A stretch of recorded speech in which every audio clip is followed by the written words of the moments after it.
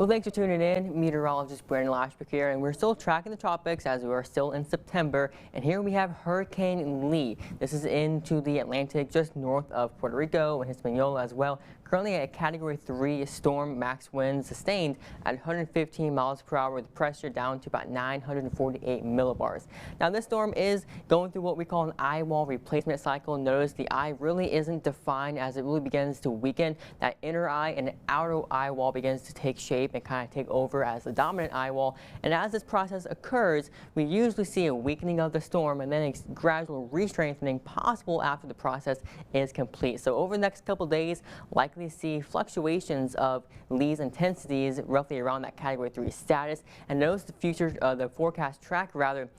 You see the forecast points right there pretty close together, so really slow movement to the general west-northwest direction, still roughly around a 115, 120 mile per hour max sustained wind for the strength. And then it's going to begin to turn to the north as a trough of lower pressure is going to be on the eastern side of the U.S. It's going to pick up Lee as we go toward about the late half of this week as it makes that northward turn. And then you notice those forecast points, well, they're a little bit further apart now, and that's going to be because Lee is going to be increasing in forward speed. So this will be turning to the north, well east of the Bahamas, could pass just to the west of Bermuda, so it could be looking at possible impacts over the island there. And then as you look forward to that, look at the spaghetti model plots. Moving it northward, maybe some possible impacts to the northeast U.S. and maybe the maritime of the Canadian areas as well onto the Atlantic coast. So could be seeing potential impacts there later into the week, but additional impacts still too far out to tell exactly what kind of impacts. But what we can very see for sure is that right now, looking at the wind field of this, we have the tropical storm force winds in the yellow colors and the hurricane force winds in those orange and greater colors. It's still a pretty compact system as of right now. But as we play it forward, it's going to be moving to the north with that curve to the north, passing close near Bermuda. Could be seeing those high winds, gusty winds, and high seas.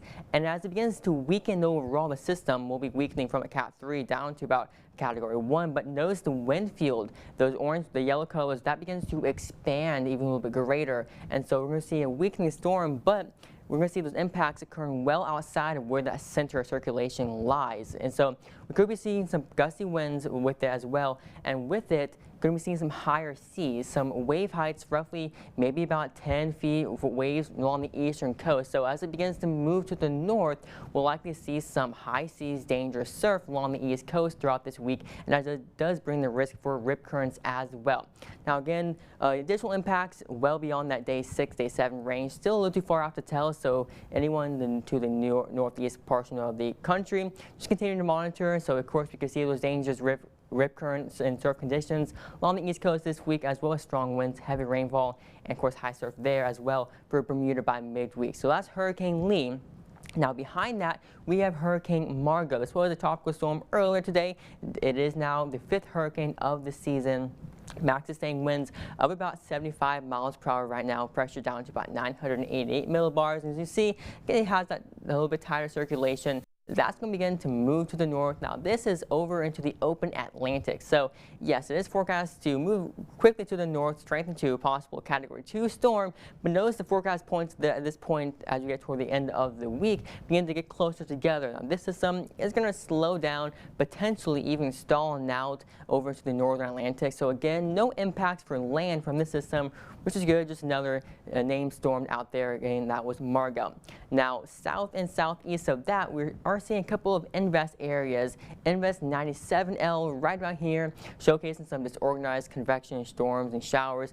That's not really expected to develop to anything because behind it is Invest 98L, roughly about right here where that red X is at. So we're also producing some disorganized thunderstorms. Now these two systems, they're going to merge. Now then the 98L will be taken over, and that has the higher chance for development. See a 70% chance of development over the next 7 days as conditions in the Atlantic, the central Atlantic here, become gradually favorable for development as it moves generally to the west and northwest over to the near the Lesser Antilles Islands as well. And so we could very well see a tropical depression possibly form, maybe maybe by this weekend. So this would be another way just to keep an eye on, just monitor as well as it moves to the west. Again, plenty of time to watch that for wherever that may become.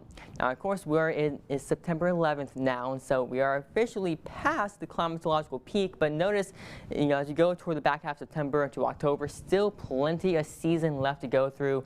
And of course, we'll always be here to keep you up to date on anything happening out into the tropics. And as you see, where Lee is right about here, behind that, where we have the tropical waves, this is where we very well see the highest activity in the month of September, where we see the highest amount of activity total in the season. And so, of course, as we see those tropical waves begin to move off the coast of Africa, we'll continue to keep you updated on anything tropical-wise. But as of right now, here in Louisiana and the Gulf of Mexico, there are no current threats for our area over the next 7 days. But, of course, if anything changes, of course, we'll keep you up to date on air and online at brproud.com.